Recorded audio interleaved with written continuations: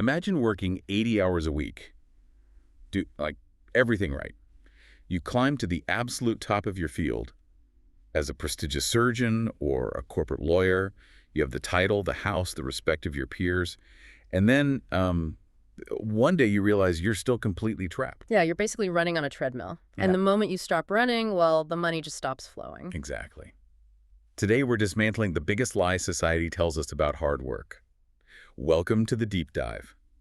We're exploring a really fascinating stack of sources for you today, mostly centered around the curated wisdom of the Almanack of Naval Ravikant. Right, and we also have transcripts of interviews from the book's creator, Eric Jorgensen, and Naval himself. Our mission today is to crack the code on Naval's philosophy, which means unlearning almost everything you've been taught about work, decision-making, and success. And just to be clear to you listening, this is not, some get-rich-quick scheme.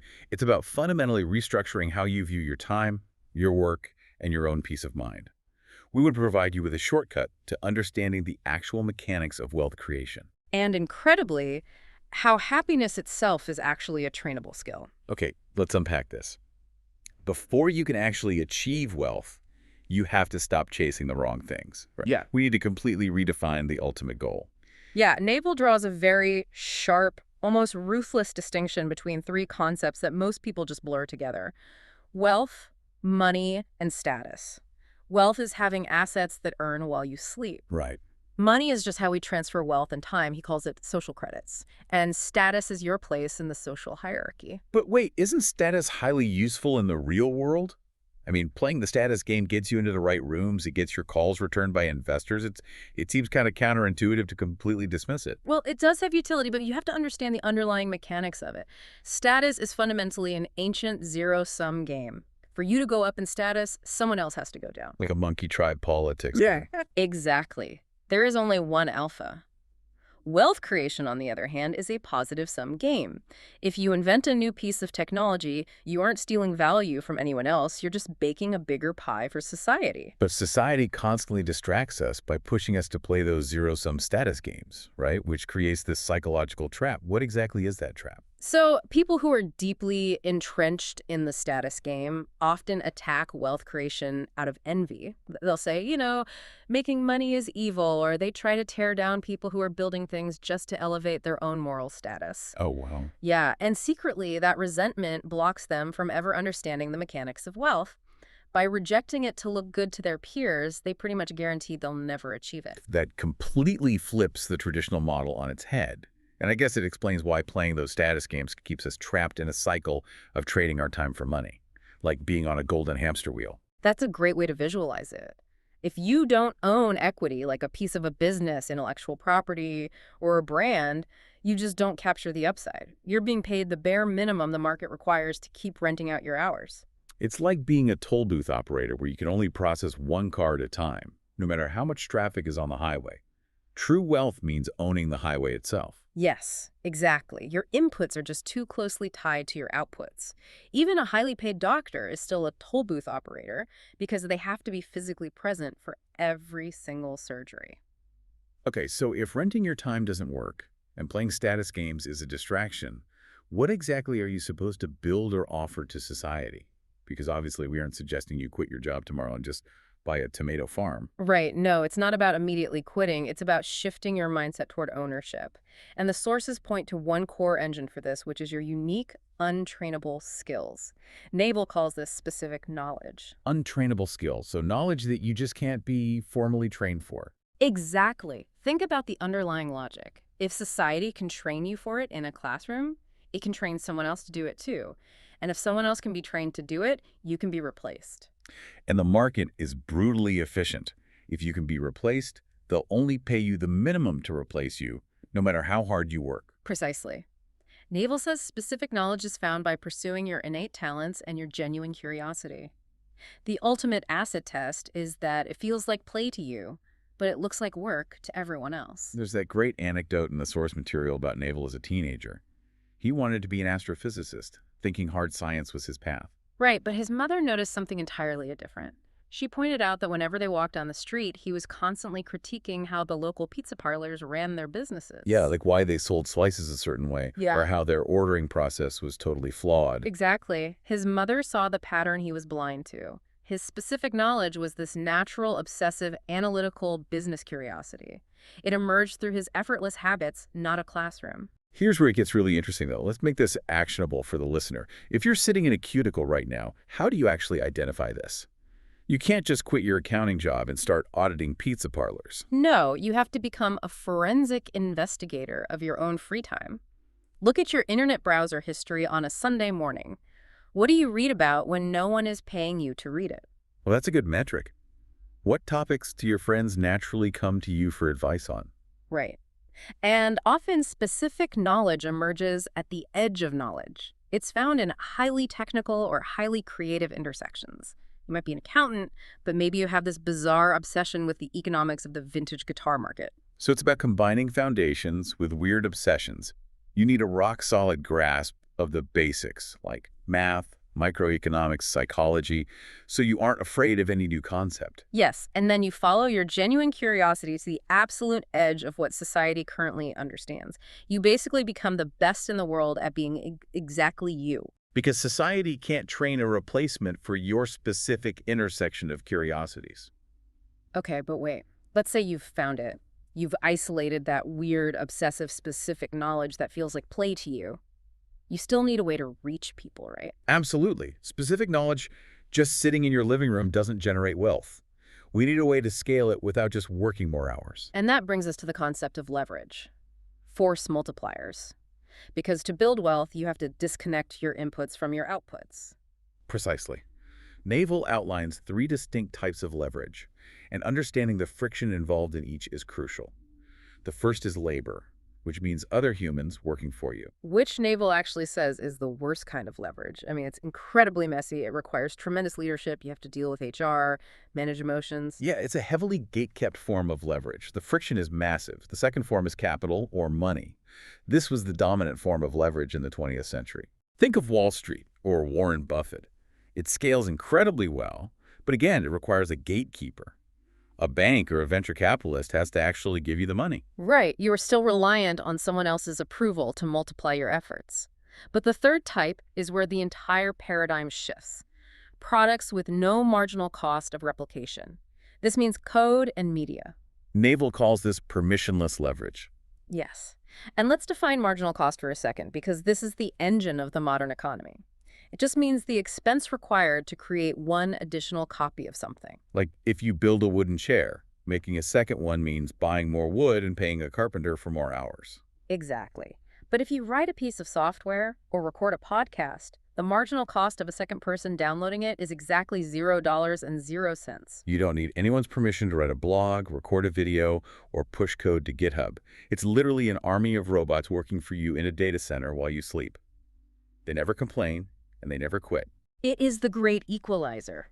You are capturing your specific knowledge into a product that can serve 1 million people with the exact same amount of effort it took to serve one. It reminds me of the lumberjack analogy from the interviews. Imagine you're out in the woods, chopping firewood. With no tools, you're just picking up twigs with your bare hands.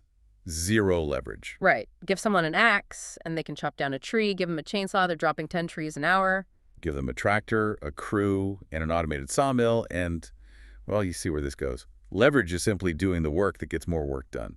And the historical shift this represents cannot be overstated. The old economy rewarded hard physical labor. Sweat equaled success. The new economy rewards leverage and judgment. Because a leveraged worker can outproduce a non-leveraged worker by a factor of 10,000. But here's the danger. Doesn't that mean your mistakes are also multiplied 10,000 times? Oh, absolutely. If you point that automated sawmill in the wrong direction, you destroy the entire forest in an afternoon. This is exactly why the highest paid skill in a leveraged economy is judgment. Knowing the long-term consequences of your actions. Because a tiny miscalculation at the start sends you entirely off a cliff. Exactly. The sources bring up the Warren Buffett model of decision-making. Spend a year deciding and a day acting, because that act lasts for decades. Direction is far more important than speed. Running really fast in a random spiral just burns all your energy to go nowhere. You want to take one slow, deliberate step in the exact right direction. And this need for judgment absolutely applies to who you surround yourself with. You have to play long-term games with long-term people. Compound interest applies to relationships and reputation, too. Like the example of Elad Gil from the sources. He's an angel investor Naval loves doing deals with because Elad consistently bends over backward to build trust. Right. If there's an unexpected extra cost in a deal, Elad pays it out of pocket and doesn't even mention it. He just rounds in Naval's favor. And because he does it consistently over years, Naval sends him every single lucrative deal he finds. That trust compounds over decades into massive wealth for both of them. It's a positive-sum game in action. But to find those 1% relationships, or that 1% of specific knowledge, you have to accept a harsh truth. 99% of your effort is going to be wasted. Like going on 50 bad dates before you meet your spouse, or taking a geology class in college you never use again. Yeah, in a strict, goal-oriented sense, it is wasted effort. The objective is to ruthlessly sift through the 99% to find the 1% that you can go all in on and apply compound interest to. I have to challenge this, though. So what does this all mean for you? In a modern startup culture completely obsessed with moving fast and breaking things, isn't slowing down to make judgments a huge risk? You have to separate physical speed from strategic velocity. When your actions are highly leveraged, a mere 10% difference in the accuracy of your judgment can mean hundreds of millions of dollars over the long run. So how do we make those high-stakes decisions better? Well, Naval introduces a brilliant heuristic. If you are evenly split on a difficult decision, take the path that is more painful in the short term. Choose the pain. Why would you intentionally make things harder for yourself? Because our neurochemistry heavily discounts future rewards in favor of immediate comfort. We are evolutionary wired for conflict avoidance. We naturally try to push off short-term pain, even if it sacrifices long-term compound gain. That makes a lot of sense. Yeah, so if two choices seem equally viable, one of them is almost certainly hiding long-term pain that your subconscious is trying to ignore. By leaning into the short-term pain, you cancel out your brain's bias and usually find the path of highest reward. Like choosing to have a difficult conversation with a co-founder right now. Instead of letting a toxic dynamic simmer for 3 years, the short-term pain saves the company. Precisely. It is a mental model that forces clarity. Okay, so we've mapped out the external pursuit of wealth. Finding specific knowledge, applying permissionless leverage, compounding good judgment. And Naval says, let's get you rich first because money solves money problems. Right, but it obviously doesn't solve internal problems. There are plenty of miserable billionaires out there. This seamlessly leads to mastering happiness. Which Naval doesn't view as just a fleeting mood or a byproduct of external success. He views happiness as a highly trainable skill, just like fitness or nutrition. Exactly. You don't just become physically fit by accident. You train your muscles. You train your capacity for happiness the exact same way. He defines happiness primarily as not suffering, not desiring, really embracing the present moment. He says that desire is a contract you make with yourself to be unhappy until you get what you want. Let that sink in. Desire is a contract to be unhappy. And in the modern world, especially with social media, we are constantly triggered to adopt new desires. Yeah, you can scroll on your phone for 5 minutes and accidentally sign 500 contracts to be miserable because you don't have that specific car or that vacation. It's a psychological trap designed to keep you dissatisfied. He talks about how our definition of freedom evolves over our lifespan. When you're young, you want freedom to do whatever you want, buy whatever you want. But as you mature and achieve some of that, the goal shifts. It becomes freedom from your own reactions, freedom from anger, freedom from your own racing thoughts. Yes, that evolution from external control to internal mastery is the core of his philosophy. Wealth gives you the freedom too, but only training your mind gives you the freedom from. Wait, if we drop all our desires to achieve this freedom from, don't we just become totally passive? I still want to achieve things. How do we reconcile being ambitious with not suffering? I mean, don't I lose my motivation? Naval resolves this exact paradox with a brilliant distinction. He says, peace is happiness at rest, and happiness is peace in motion. Okay, explain that. How can you be peaceful in motion while pursuing a goal? It is entirely possible to be deeply peaceful while pursuing an ambition, provided your attention is not fractured by 1,000 different wants. The suffering comes from the internal conflict of wanting everything at once. Ah, I see. The trick is to choose one overarching desire to focus your energy on, and ruthlessly let the rest go. You accept the suffering associated with that one chosen path, but you free yourself from the agonizing distraction of everything else. Okay, let's bring this all together for you. We've gone on a massive journey today. We've combined the external pursuit of wealth, Which is finding specific knowledge and applying permissionless leverage. right, with the internal pursuit of happiness, which is managing your desires and achieving freedom from your own reactive mind. It's a holistic system. Wealth gives you control of your time, and controlling your time gives you the space to train the skill of happiness. They feed into each other. So here is your practical roadmap, your immediate takeaway from today's deep dive. First, value your time at a strict hourly rate. Ruthlessly outsource or ignore things below it. Second, actively catch yourself playing status games and opt out. And third, treat happiness like a skill you practice. Audit your desires and drop the ones that aren't your singular focus. And remember, direction matters far more than speed. I want to leave you with a final thought to mull over. Naval once said that if he lost absolutely all of his money and was dropped on a random street in any English-speaking country, he would be wealthy again in 5 to 10 years. Why? Because wealth isn't the money in the bank. It's the skill set in his head. A deep understanding of leverage, judgment, and value creation. Exactly. So ask yourself, if you lost everything today, what is the specific knowledge you possess right now that no one could ever take away from you?